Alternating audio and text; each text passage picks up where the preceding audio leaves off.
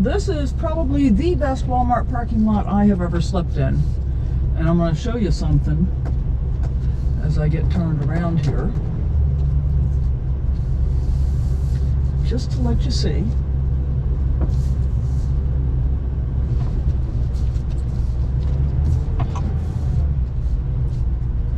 Turn left onto US 250 East, East Main Street. We are in Amish country. Imagine that. Head northwest toward US 250 East, East Main Street. And that's the second buggy that I've seen this morning. The first one actually unhooked their buggy.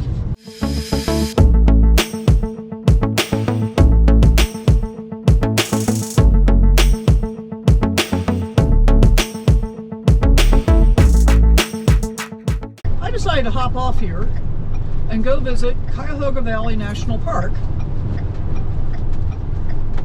because I've been listening to audio and wonder what Hill Farm and Village is. And I can do this. I can do whatever I want. So I found myself kind of stuck in that moment of, oh, but I've got this plan. And I should stick to my plan. Why? Why should I stick to my plan? I don't have to stick to my plan. I can do whatever I want. And it's only a 4-mile detour anyway. Welcome to Cuyahoga Valley National Park. Hopefully there's a visitor center.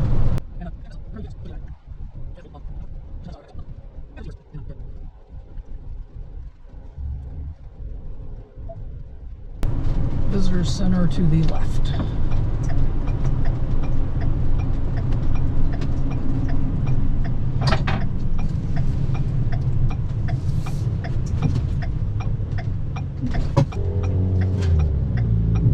Oh, that says weight limit 5 tons too. I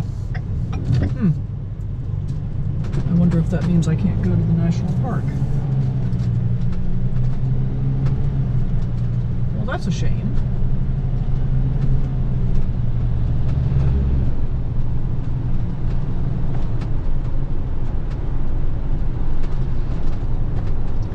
So I guess we're going to just drive through the town of Peninsula. Bummer.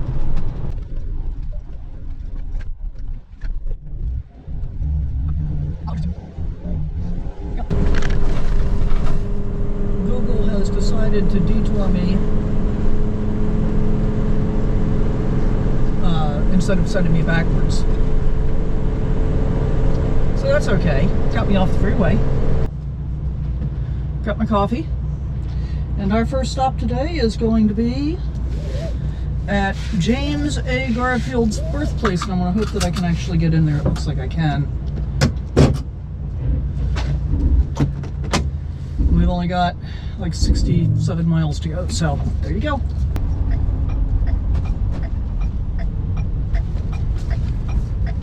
Okay, well they said they had RV parking. Oh, it's not that low.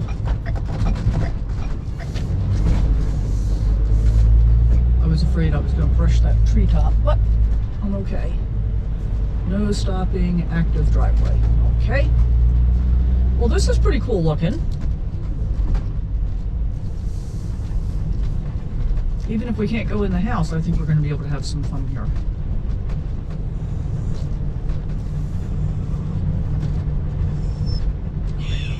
All right, settle down. Settle. Okay, here we are at Lawn Field, President James A. Garfield's home in Mentor, Ohio. And what's significant about this is that he was the first one to conduct a front porch campaign. Up until his presidential election, campaigns were generally had other people going out and stumping for the vote for the candidate, but he wanted to do some of his own. And so he had people come visit his front porch, which we'll take a look at in a little bit. That's the house over there, which you can really only see a very tiny bit of at the moment. It's a beautiful looking house. And of course, because I'm here with Kit, we can't go inside any of the buildings. But let's start right here with the 60-foot tall windmill that Lucretia had built after his death to replace a well that had become polluted. And then this stone structure right ahead of us here is a gas holder. Now, I've never heard of anything like this, but apparently there was a 20-foot diameter tank inside, and water displaces the gas, or gas displaces the water. And then it's pumped from there all the way up to the house and powered gas fireplaces, gas lights, and so forth until the property was electrified in the 1900s. So pretty cool buildings, actually. This was the original barn, which is now the visitor center, and we're on the back side of it here. So we're going to walk around this way, trying not to trip on the grass or the dog. And Kit is about to get his first Park Ranger swearing in while we're here today. That building, the red building over there, is now the park headquarters. This is still the barn. Pretty cool, huh? Look, a mounting block, stone trough.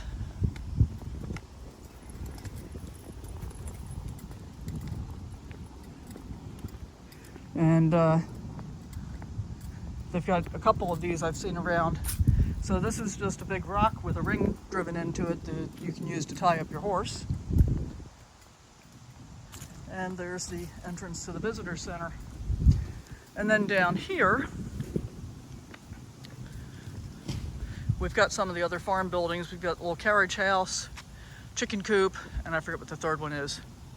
So we're going to go ahead and get a look at the house. Getting a little glimpse of it here.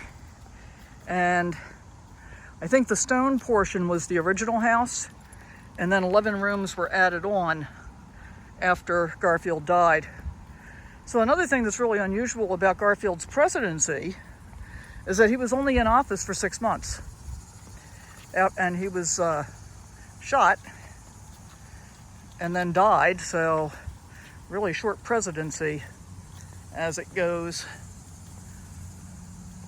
The grounds are lovely.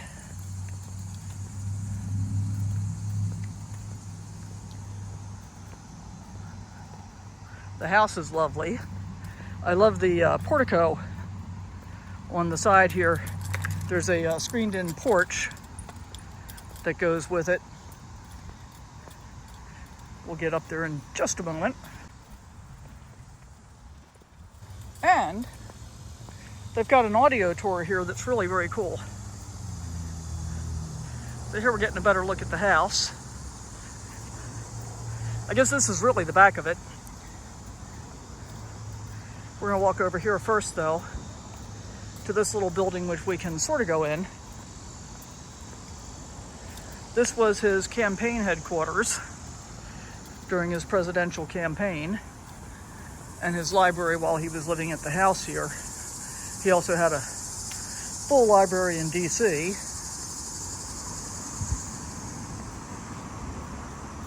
And if I recall correctly, I think Garfield was the shortest presidency on record. So pretty cool.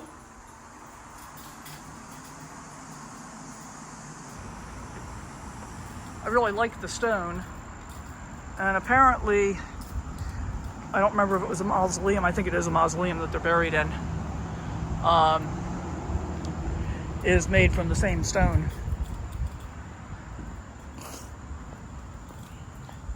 So that's kind of cool.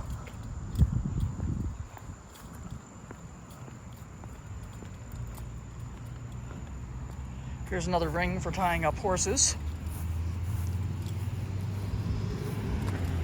Yeah, portico, big screened-in porch. I love all the angles and stuff. I always like houses with angles. Oh, and look at the stained glass windows up there. Very cool. Shoe brush. Okay, Kit, what are you doing? What is with the rubbing yourself on things lately? You've been doing that more frequently. Bless you. Got to sneeze?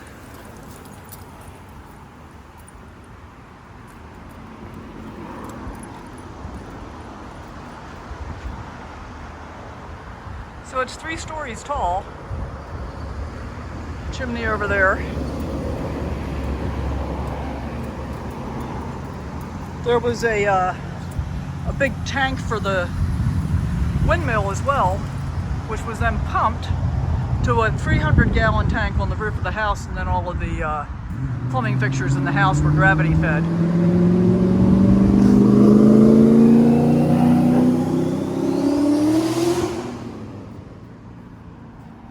And here's your modern street view with all its traffic.